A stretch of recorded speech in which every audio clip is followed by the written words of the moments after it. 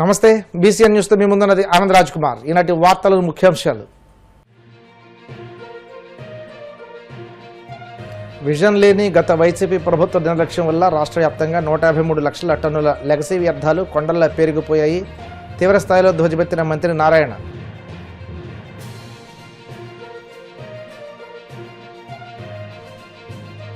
Ramayanapatnam port అమ్మేయడం లేదన్న మంత్రి బీసీ జనార్దన్ రెడ్డి. కార్యకలాపాలు నిర్వహణను మాత్రమే ప్రైవేటు సంస్థకు ఇస్తున్నట్లు స్పష్టం.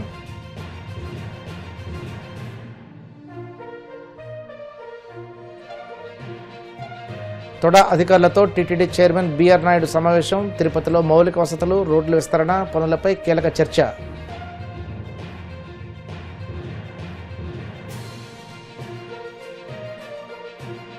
ఈ నెల 17న పల్నాడు జిల్లాలో కేంద్ర మంత్రి నిర్మలా సీతారామన్, ముఖ్యమంత్రి చంద్రబాబు పర్యటన. ఏర్పాట్లపై సమీక్షించిన జిల్లా కలెక్టర్ కృతిక శుక్లా. గత వైసీపీ ప్రభుత్వంపై మంత్రి నారాయణ తీవ్రస్థాయిలో ధ్వజమెత్తారు. నెల్లూరు దొంతాలి డంపింగ్ యార్డు పరిశీలించి అనంతరం మీడియాతో మాట్లాడుతూ జగన్ ప్రభుత్వం కేవలం ప్రజలపై చెత్త పన్ను వేసి దోచుకోవడానికి పరిమితమైందని మండిపడ్డారు. కనీస అవగాహన, విజన్ లేని వైసీపీ ప్రభుత్వ నిర్లక్ష్యం వల్ల రాష్ట్ర వ్యాప్తంగా భూమిపైన, భూమి కింద మొత్తం 153 లక్షల టన్నుల లెగసీ వ్యర్థాలు కొండల్లా పెరిగిపోయాయని మంత్రి ఆగ్రహం వ్యక్తం చేశారు. ప్రపంచవ్యాప్తంగా చైనా, జపాన్, సింగపూర్ వంటి దేశాలు అత్యాధునిక సాంకేతికతతో వ్యర్థాలు నిర్మూలిస్తుంటే గత వైసీపీ ప్రభుత్వం మాత్రం తాము గతంలో తెచ్చిన వేస్ట్ టు ఎనర్జీ ప్లాంట్లను కూడా క్యాన్సిల్ చేసి రాష్ట్ర భవిష్యత్తును పాడు చేసిందని ఆగ్రహం వ్యక్తం చేశారు. కూటమి ప్రభుత్వం అధికారులకు వచ్చిన తర్వాత రాష్ట్రంలో 123 మున్సిపాలిటీల్లో యుద్ధ ప్రాతిపదికన పనులు చేపట్టి ఇప్పటికే దాదాపు 120 లక్షల టన్నుల వ్యర్థాలు విజయవంతంగా క్లియర్ చేశామని మంత్రి నారాయణ తెలిపారు. లక్షల టన్నుల కొద్దీ లెగసీని వదిలేసిపోయింది. చెత్తని ఎంత వదిలేసిపోయిందంటే 153 లక్షల టన్నులు. ఇంకా కూడా గ్రౌండ్ కింద ఇంకా కొంత ఉంది. గ్రౌండ్ అబవ్ తీసుకుంటే 53 లక్షలు ఉండింది. తర్వాత గ్రౌండ్ కింద తీసుకుంటే మొత్తం వేస్తే 153 లక్షలు తేలింది. ఆల్మోస్ట్ రాష్ట్రంలో 123 మున్సిపాలిటీస్లో మెజారిటీ క్లియర్ చేసాం. దాదాపు 120 లక్షల వరకు క్లియర్ అయిపోయింది. మరొక 3 లక్షలు సుమారుగా ఉంది. అంతేకాకుండా 123 మున్సిపాలిటీస్లో ఏ రోజుకి ఆ రోజు వచ్చింది ప్రాసెస్ చేసిపోయేటట్టుగా ఇప్పుడు మనమైతే ఎక్కడ ఉన్నాం, ఇక్కడ ఈ ప్రాసెసింగ్ ప్లాంట్లు టెండర్ పిలిచాం. అన్ని దగ్గర 107 మున్సిపాలిటీలో ఈ ప్రాసెసింగ్ ప్లాంట్ వర్క్ జరుగుతుంది. కొన్ని దగ్గరలు అయిపోయింది, కొన్ని దగ్గరలు ఈ ప్రాసెసింగ్ ప్లాంట్ అయిపోయినాయి. రేపు 18వ తేదీ గౌరవనీయ ముఖ్యమంత్రి గారి చేతి మీద ఎక్కడెక్కడ అయిపోయినాయి అక్కడ ఇనాగ్రేషన్ చేస్తున్నాం. ఇది కాకుండా waste energy plants already 2 run అవుతున్నాయి. మరొక 6 యాక్చువల్గా టెండర్లు పిలవడం జరిగింది. కాకినాడ అయితే ఆల్రెడీ స్టార్ట్ అయిపోయింది ప్రాజెక్ట్. నెల్లూరులో ఈరోజు విజిట్ చేశాను. ఆ ప్రాజెక్ట్ కూడా స్టార్ట్ కావాలంటే మరి కొద్దిగా లెగసీ ఉంది. అది కూడా వచ్చే నెల 10వ తేదీ వరకు పూర్తి చేయమని అధికారులకు ఆదేశించాను. వాళ్ళు వచ్చే తర్వాత 10వ తేదీ వరకు పూర్తి చేస్తే ఇక్కడ వేస్ట్ ఎనర్జీ ప్లాంట్ ఇక్కడ కూడా స్టార్ట్ చేస్తారు. ఇక్కడ స్టార్ట్ చేస్తే ఈ యొక్క ప్లేస్ నుంచి 100 కిలోమీటర్ రేడియస్లో ఉండే పంచాయతీలైనా మున్సిపాలిటీస్లో అయినా వచ్చే చెత్త అంతా తీసుకొచ్చి ఏ రోజుకి ఆ రోజు దాంట్లో వేస్తే బర్న్ ఎలక్ట్రిసిటీ ప్రొడ్యూస్ అవుతుంది. ఈరోజు 1400 టన్నులు విశాఖపట్నం ప్లాంటు, గుంటూరు ప్లాంట్ 1400 టన్నులు, 2800 టన్నులు ప్రతిరోజు ఆ సరౌండింగ్స్లో ఉండే మున్సిపాలిటీస్ తీసుకొచ్చి దాంట్లో వేస్తున్నారు. అది బర్న్ అయిపోతుంది, ఎలక్ట్రిసిటీ తయారవుతుంది. గవర్నమెంట్ ముఖ్యమంత్రి గారు లాంగ్ విజన్తో 2014-19లో 10 ప్లాంట్లు శాంక్షన్ చేశారు. అందులో 2 ప్లాంట్లు అడ్వాన్స్ స్టేజ్లో ఉంటే ఆ 50 కంప్లీట్ చేశారు. మిగతా 8 గత ప్రభుత్వం క్యాన్సిల్ చేసింది. అయితే మళ్ళీ ఈ ప్రభుత్వం రాగానే మరొక 6 శాంక్షన్ చేశారు. అక్కడ పెట్టాలంటే ఇప్పుడు మనం చూసినట్టుగా లెగసీ కుప్పలుగా ఉంటే అది క్లియర్ చేసినాక పెట్టలేక డిలే అయింది. ఏదేమైనప్పటికీ తిరుపతి, కడప, కర్నూలు, నెల్లూరు, విజయవాడ 6 ప్లాంట్లు యాక్చువల్గా ఆల్మోస్ట్ అంటే ఒకటైతే స్టార్ట్ అయింది, మిగతా కూడా స్టార్ట్ అవుతున్నాయి.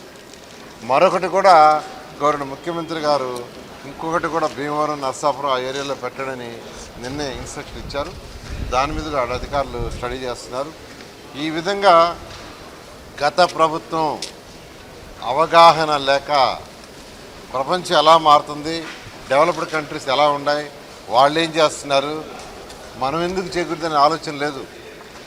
2014-19లో నేను స్టడీ చేస్తే ఆ రోజుకి చైనాలో 350 ప్లాంట్లు ఉన్నాయి, వేస్ట్ ఎనర్జీ ప్లాంట్. ఈరోజు 1100 ఉన్నాయి.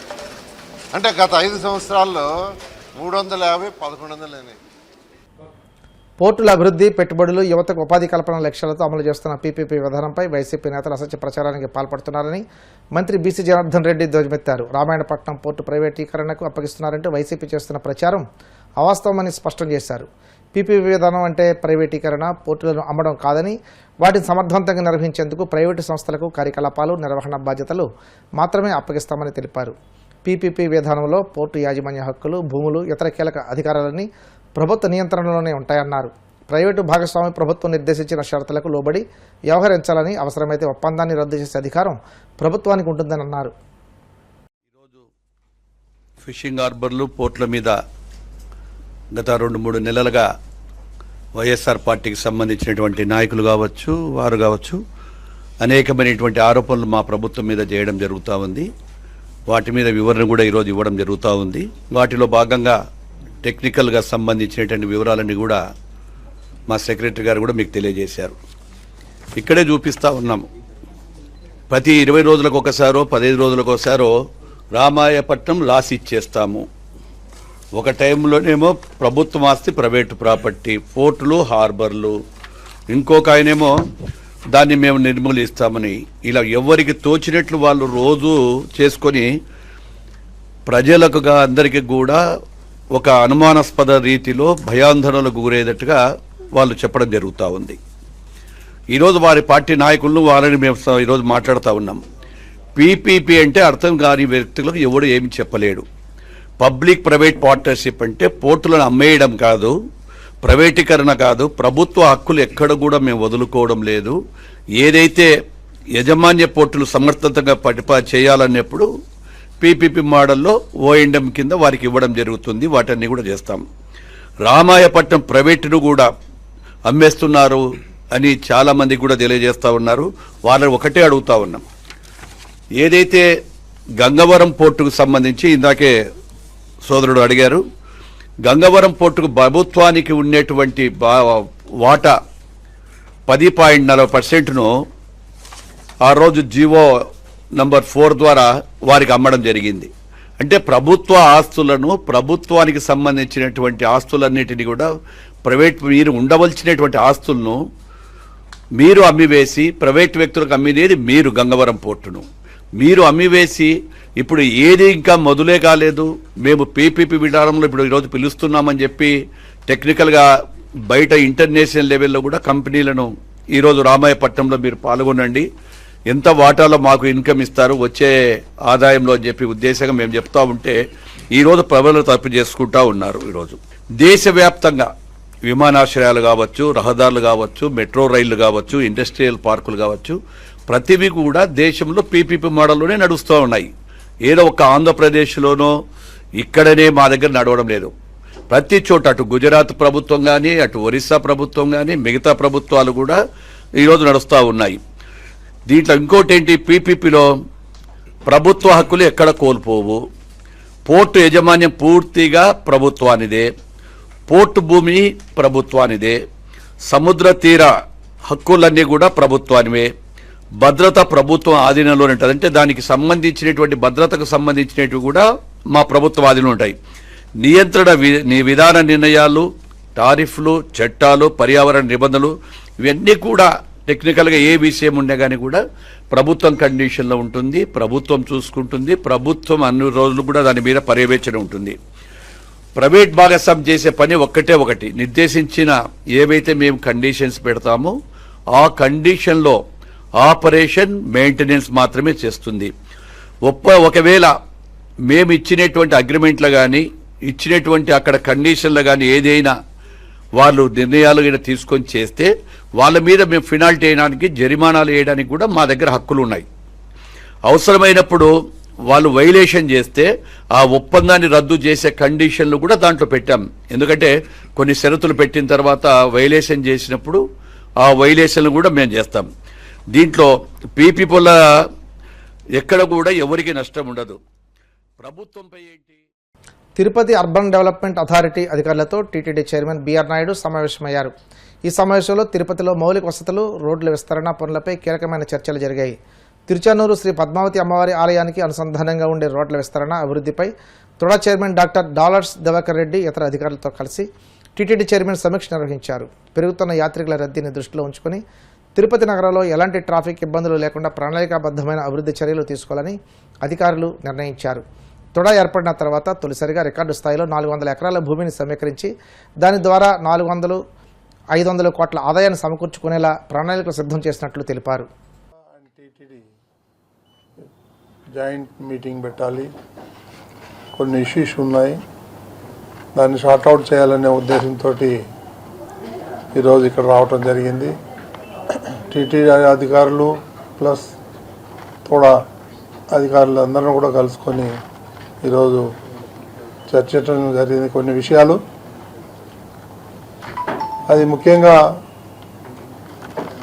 పలు దఫాలు ఏ మీటింగ్లో పెట్టినా కానీ ముఖ్యమంత్రి నారా చంద్రబాబు నాయుడు గారు మీరు టెంపుల్ చుట్టూ ఉన్నటువంటి ఇళ్ళని వాళ్ళని కన్విన్స్ చేసి వాళ్ళకి కాంపన్సేషన్ ఇచ్చి ఎక్స్ట్రా ల్యాండ్ ఇచ్చి వేరే చోట వాళ్ళకి ల్యాండ్స్ ఇచ్చి వాళ్ళని పంపించాలి, వాళ్ళని బై ఫోర్స్ పంపించకూడదు, వాళ్ళని కన్విన్స్ చేసి పంపించాలి, మనం ఎన్నో ఏళ్ల నుంచి ఉన్నారు అక్కడ అనేటువంటి ఉద్దేశంతో వారు పలుమార్లు చెప్పడం జరిగింది.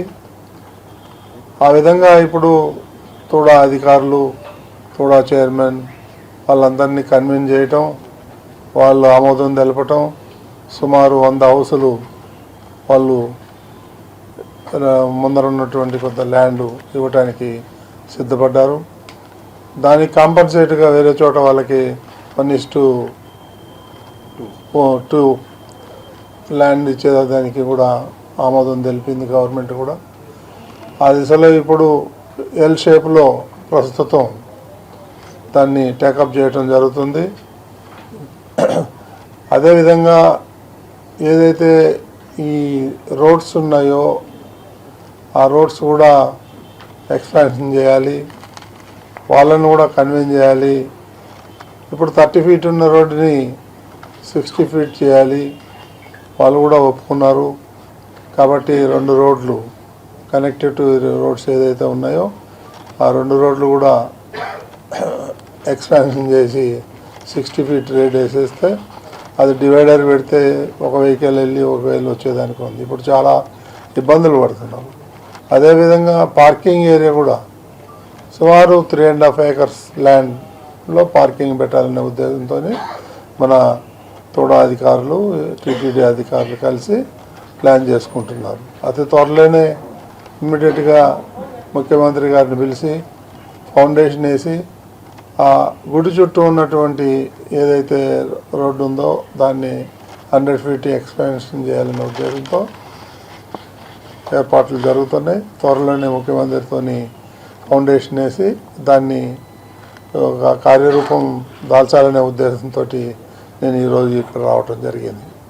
కాబట్టి ఇలాంటి బోల్డన్ని అభివృద్ధి కార్యక్రమాలు కూడాలో నాకు వాళ్ళు డెమో చూపించారు. చాలా బ్రహ్మాండంగా జరుగుతున్నాయి కూడాలు. గతంలో కాకుండా అభివృద్ధి పనులు చాలా శరవేగంగా జరుగుతున్నాయి. అది తుడా చైర్మన్ గారి ఆధ్వర్యంలో, ఆయన లీడర్షిప్లో ప్రతినిత్యం వాళ్ళతో రివ్యూ పెట్టి ఎక్కడెక్కడ ఇష్యూస్ ఉన్నాయి అవన్నిటి కూడా సార్ట్అవుట్ చేసుకుంటూ వాళ్ళని కన్విన్స్ చేస్తూ ముందుకు పోతూ జరుగుతూ ఉంది. కాబట్టి మంచి చైర్మన్ ఉన్నారు, ఎలాంటి ఇబ్బంది లేదు. రాబోయే రోజుల్లో ఈ ఏదైతే మన అమ్మవారి టెంపుల్ చుట్టూ ఇప్పుడు కాసేపు ప్రకటనలు.